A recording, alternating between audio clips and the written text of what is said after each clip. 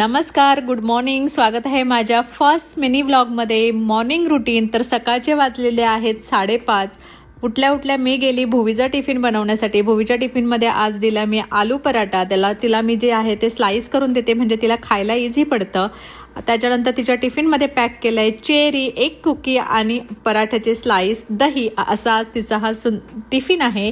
Tiffin बॅगमध्ये pack केला. त्यानंतर मी माझं रुटीन फॉलो करायला गेली. माझं रुटीन म्हणजे मी सकाळीच पिते जिऱ्याचं पाणी, तर ते मी बॉईल करायला ठेवलं. आणि कितीही लेट होत असेल आणि झोप येत असेल सकाळी, तरी मी उठल्या झाडू मारते. तर झाडू मारून घेतली.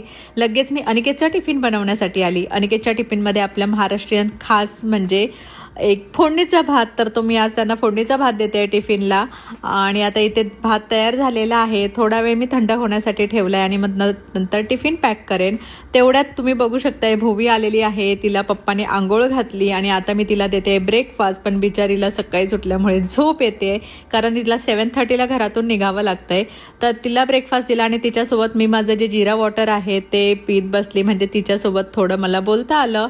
आणि आता बघू शकताय सकाळचे 7 वाजलेले आहेत आणि बाहेर छान दिसायला लागलेला आहे. तर मी आता इथे भुवीची तयारी करते. भुवी जे शर्ट घालते ते मी DIYने तयार केलेलं आहे. 100 डेजचं सेलिब्रेशन आहे. सो हे आम्ही आज कालच रात्री रेडी केलं आणि आता वाजले सकाळचे 7. आणि असा होता आजचा मिनी व्लॉग.